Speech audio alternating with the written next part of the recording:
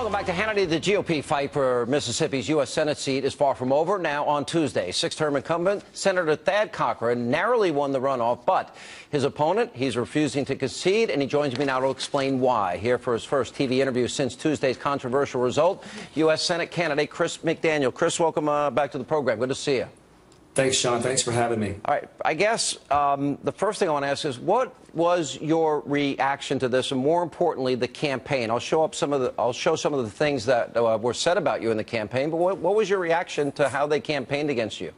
Well, it was shocking. I'm a two-term state senator. I've been a Republican since I was 13 years old. I've paid my dues. I've gone door to door. I've given money. I consider these men and women to be my friends and colleagues, but desperation and the quest for power pushed them somewhat over the edge.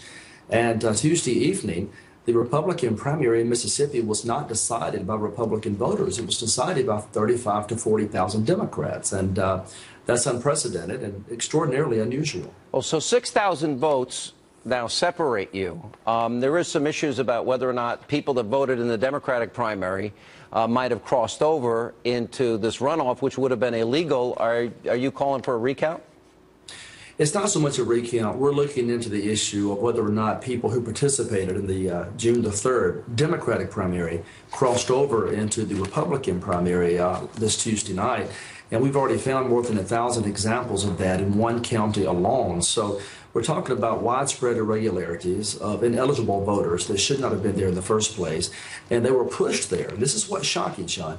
They were pushed there by an overt action, an aggressive action on the part of Senator Cochran's campaign that was filled with race baiting, lies, distortions. He literally ran the latter 3 weeks on food stamps.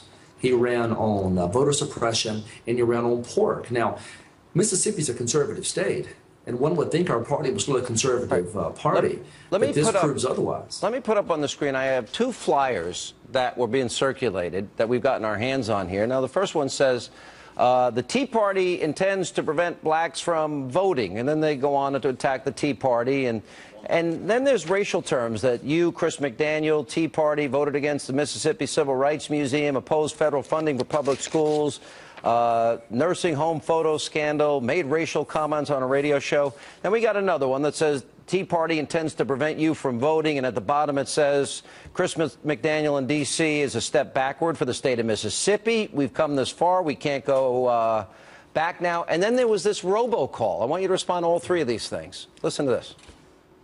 Hello, neighbors.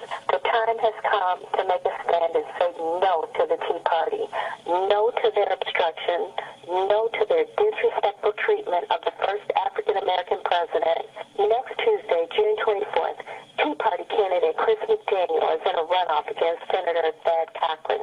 If we do nothing, Tea Party candidate Chris McDaniel wins and causes even more problems for President Obama. Right. It goes on longer than that. We're running out of time. Your reaction to those flyers and that robocall, and are you certain it came from Cochran?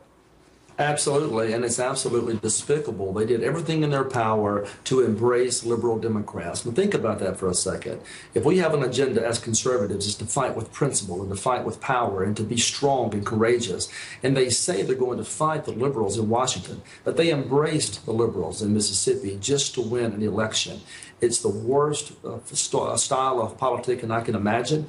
They did it. They've gotten away with it so far. But that's why we're looking to voter regulators. And you won't support Thad Cochran under any circumstances?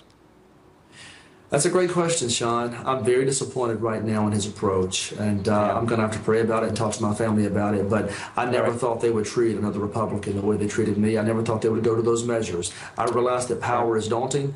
I realized it's intoxicating, but I didn't think it was worth character assassination of a friend.